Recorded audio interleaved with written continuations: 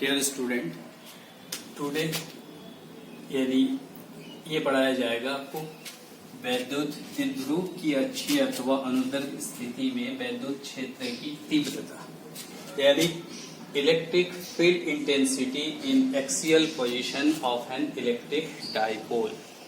यानी वैद्युत द्विध्रुव के कारण हमें E is the intensity of electric field, समझ में? तो आज हमने intensity of electric field calculate करेंगे किससे? इन एक्सियल पोजीशन में, अनुदैर्घ्य स्थिति में। अनुदैर्घ्य यानी इसकी जो वैद्युत द्विध्रुव है, वैद्युत द्विध्रुव देखो ए बी, ये क्या है? वैद्युत द्विध्रुव है, इलेक्ट्रिक डाइपोल है। O is the mid point of the dipole. तो सबसे पहले इसे लास्ट क्लास में भी मैंने ये बताया था कि वैद्युत द्विध्रुव किसे कहते हैं, electric dipole. What is electric dipole? Electric dipole is the यानी क्या है? दो आवेश, दो चार्ज, एक प्लस क्यू और एक माइनस क्यू। जब ये दो चार्ज क्वांटिटी में बराबर है लेकिन देयर नेचर क्या है, प्रकृति उल्टा है, ये प्लस है तो दूसरा माइनस है, और इन दोनों के बीच के जो डिस्टेंस है ये अगर अल्प दूरी पर स्थित होते हैं तो इस पूरा सिस्टम को, इस निकाय को क्या कहते हैं? वैद्युत द्विध्रुव कहते हैं। ये लास्ट क्लास में भी मैंने तुम्हें समझाया था। लेकिन आज इसका जो वैद्युत द्विध्रुव की जो अक्षीय स्थिति है, अक्षीय स्थिति का मतलब क्या है? इसकी लंबाई की दिशा में, यानी ये इसका एक्सिस में बिंदु P है।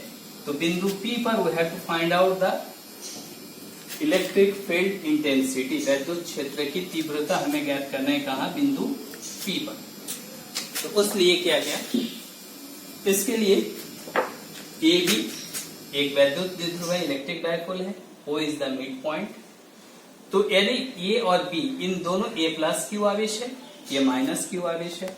तो plus Q and minus Q आवेशों के बीच की दूरी कितना है? 12 है। तो इसलिए ये जो मिड पॉइंट है, इस मिड पॉइंट से उसका डिस्टेंस कितना हो जाएगा? L।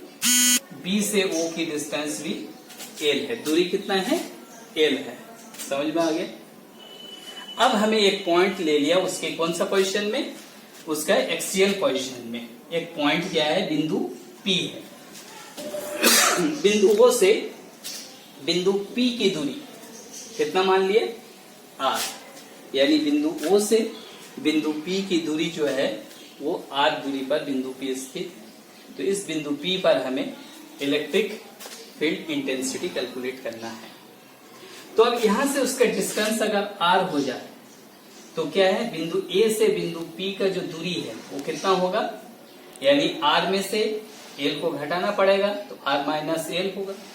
इसी तरह यानी ये जो बिंदु P है, बिंदु B से बिंदु P के डिस्टेंस जो यहां से यहां तक R है, तो अब बिंदु B से बिंदु P के डिस्टेंस दूरी कितना हो जाएगा? R plus L।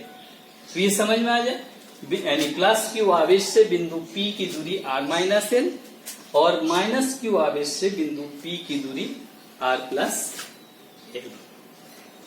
तो अब देखो क्या है, इस प्लस क्यू आवेश के कारण बिंदु P पर अब हम